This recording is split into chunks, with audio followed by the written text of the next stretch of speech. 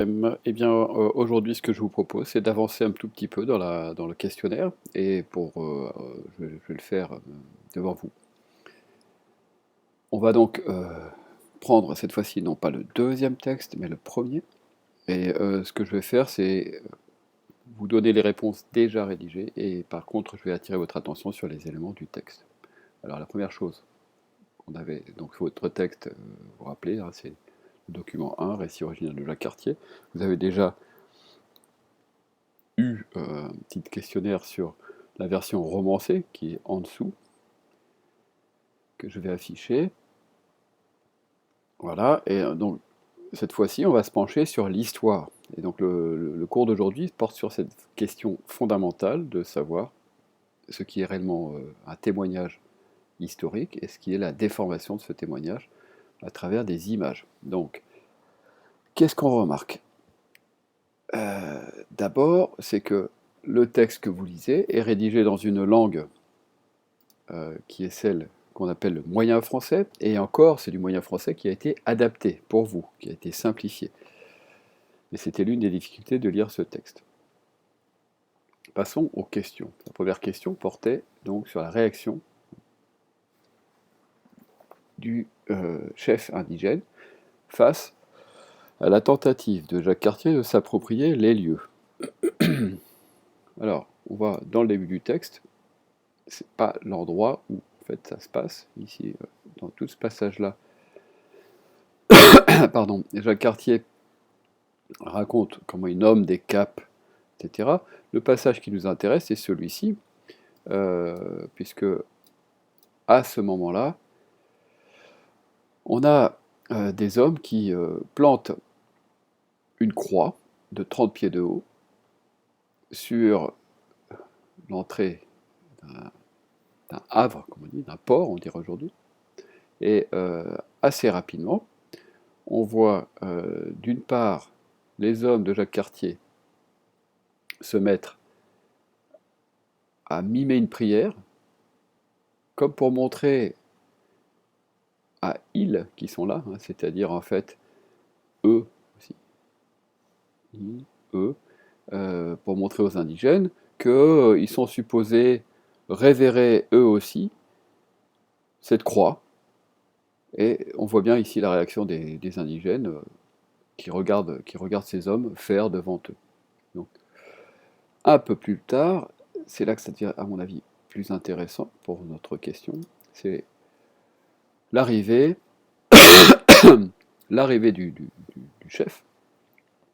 Alors, on le reconnaît euh, à la manière dont il est désigné par Jacques Cartier. Il parle d'un capitaine. Capitaine, ça vient d'un mot latin, hein. Caput capitis, la tête, c'est-à-dire le chef. Tous ces mots-là se rapportent à la même idée, c'est-à-dire celui qui commande. Il s'intéresse à son habillement et aussi, surtout, au fait qu'il vienne accompagné de ses fils et de son frère, dont on suppose qu'ils ont eux aussi des fonctions politiques importantes. Et le mot qui est utilisé par Cartier, c'est celui-ci. Il nous fait une grande harangue. Harangue, ça désigne vraiment un discours assez fort, dans lequel on interpelle quelqu'un et dans lequel on lui dit très clairement ce qu'on a à lui dire, parfois en montant le ton. Ce qui est très intéressant aussi, c'est la description qui est faite par Jacques Cartier des gestes. Il fait le signe de la croix, donc on comprend, nous, que le ton un peu agressif du chef, que ces signes de croix avec les deux doigts, nous permettent de comprendre qu'évidemment, il est en colère à propos de cette croix. Et puis il nous montrait la terre tout autour de nous, comme s'il nous voulait dire que toute la terre était à lui. Ici, ce qui est très intéressant, c'est la comparaison faite par Jacques Cartier lui-même, comme s'il eût voulu dire, c'est-à-dire qu'on a bien compris que Jacques Cartier lui-même a compris qu'il fait quelque chose qui n'est pas permis. La terre était à lui, comme s'il voulait dire que la terre était à lui. Alors si on s'arrête à cette expression, c'est quand même assez incroyable de voir que pour lui, il ne considère pas que la terre est à l'Indien, puisque lui en a pris possession. Donc là, on comprend la réaction de l'Indien, qui est assez virulente. Alors, je vais vous proposer une réponse à la question qui vous a été posée. donc j'y reviens. Comment le chef indigène a réagi? Comprenez-vous sa réaction? Voilà, alors voici la réponse que je vous propose. Le chef indigène réagit avec véhémence. Sa harangue, ligne 33, et ses gestes, là je cite, indiquent son émotion. Sa réaction paraît légitime puisqu'il voit ses voyageurs s'approprier la terre où il vit lui-même et où vivent les personnes dont il est le chef.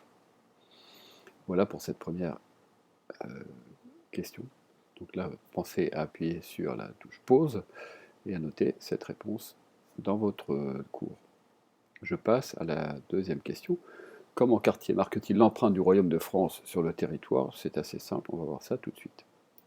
Et ça se trouve dans le passage qui s'affiche devant vous, c'est-à-dire le moment où il fabrique cette fameuse croix, qui est évoquée ici à la ligne,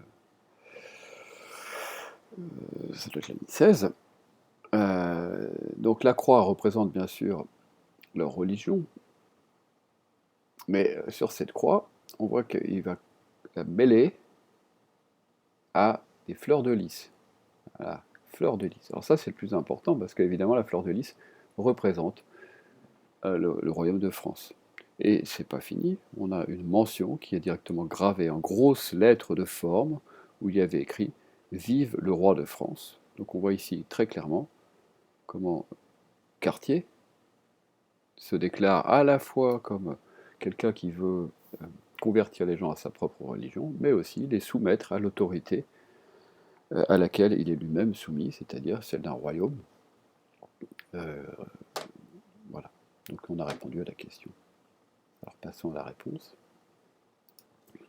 Voilà la réponse que je vous propose. Jacques Cartier marque l'empreinte du royaume de France en apposant un symbole qui la représente. Qui le représente, ce royaume. Vous voyez, j'ai fait une petite bêtise. Fleur de lys. Et en apposant une mention sur un écriteau où il prête allégeance à son roi. Je ne développe pas plus que ça, mais en fait, ici, il y a quand même quelque chose d'incroyable, c'est qu'il le fait dans sa langue à lui, avec son système graphique à lui, et on peut bien sûr deviner que pour les Indiens, ça ne va strictement rien dire, alors que pourtant, il est en train de s'approprier leur territoire. Question 6. Qu'est-ce que Cartier tente de faire avec les habitants en s'agenouillant devant la croix? Alors, le passage dont il est ici question, c'est celui qui est un petit peu au-dessus, et que je vous avais signalé tout à l'heure. Ça commence à la ligne 18, ici. Et après qu'elle fut élevée en l'air, nous nous mîmes tous à genoux, les mains en jointes, en adorant celle-ci devant eux, et leur fîmes signe, regardant et leur montrant le ciel, que par elle était notre rédemption, ce dont ils montrèrent beaucoup d'étonnement, etc. etc. C'est quand même énorme, ce passage-là. On voit qu'il les invite très clairement à se plier, cette double injonction politique et religieuse, c'est-à-dire faites comme nous. Nous sommes là pour répandre une parole que nous estimons juste. Voilà. Donc on voit très bien que ce que Cartier tente de faire en s'agenouillant pour la croix, c'est ce qu'on appelle le prosélytisme, c'est-à-dire ça consiste à vouloir convertir les autres à sa propre religion, sans forcément tenir compte de la culture et des religions de celui qu'on tente de convertir. C'est une réponse assez courte. Jacques Cartier fait acte de prosélytisme et tente de persuader les habitants de se convertir à sa propre religion. Question 7, c'est-à-dire l'avant-dernière, je vais remonter un petit peu. De quelle manière l'équipage de Cartier s'approprie-t-il les lieux au début du texte? C'est assez rapide. Allons voir tout de suite. Dans le début du texte, en fait, il s'approprie les lieux de deux façons, à mon avis. La première, c'est de nommer les choses. C'est ici. Et comme c'était le jour de la Saint-Jean, comme c'était de Mont-Sylvain, nous le nommâmes le Cap Saint-Jean, c'est-à-dire qu'il décide de nommer les choses en fonction de ce que eux vivent. On pourrait dire qu'ils auraient pu demander aux habitants s'ils en avaient vu de dire comment s'appelle cet endroit. Il y a une autre manière de s'approprier les choses, c'est par exemple cette rencontre avec des animaux, qui sont des morses, on l'a deviné. Alors, là, vous avez une réaction étonnante, je trouve. C'était qu'à peine ont-ils vu cet animal, que immédiatement ils tentent de la prendre. Voilà. On prend, on se sert. Évidemment, le morse s'enfuit. On voit ici une attitude qui consiste à tout simplement se servir, sans chercher se poser la question de savoir si ça va déranger ou pas. Donc là, c'est typique des gens de cette époque-ci, et peut-être aussi malheureusement de certaines personnes encore à notre époque. Alors si on devait répondre à cette question, voici une proposition. Voilà la réponse que je vous propose. Prenez le temps de la noter en appuyant sur pause éventuellement, et on aborde la question 8. Avez-vous deviné quels animaux sont ces grands bœufs avec deux dents? Donc bien sûr, vous avez deviné qu'il s'agit de morses. Et pourquoi Jacques Cartier ne les désigne-t-il pas par leur nom? Ça, c'est quand même pas trop difficile de deviner que tout simplement, il ne connaît pas le nom, il n'en a jamais vu. Et donc, c'est la raison pour laquelle il ne le fait pas. Il utilise donc des comparaisons, comme on l'a vu dans le texte avec l'ananas. Voici une proposition de réponse. Jacques Cartier écrit des morses, n'ayant jamais lui-même entendu parler de ces animaux, il les décrit en les comparant avec des animaux qu'il connaît déjà. Voilà pour le questionnaire sur le texte de Cartier. Donc vous reportez, s'il vous plaît, ces réponses dans votre cahier. Je vais vous demander de m'envoyer une photo, comme ça on est sûr que vous l'avez fait. Photo rapide, on vérifiera de toute façon que ça a été fait. Et voilà, donc c'est ce que je vous propose pour aujourd'hui. J'essaie de faire assez court parce qu'on m'a dit que on a différents retours. On nous dit que les élèves sont un petit peu dépassés. Donc là, on arrive à quelque chose comme 10 minutes. Le temps que vous recopiez, etc., finalement, ça peut assez rapidement vous prendre du temps. Je vous proposerai prochainement l'étude d'une image, l'image qui est juste associée. Ça, c'est ce qu'on fera dans la prochaine séance. On en profitera pour introduire quelques notions d'analyse de l'image, chose qu'on a déjà faite, mais on peut le répéter. Voilà.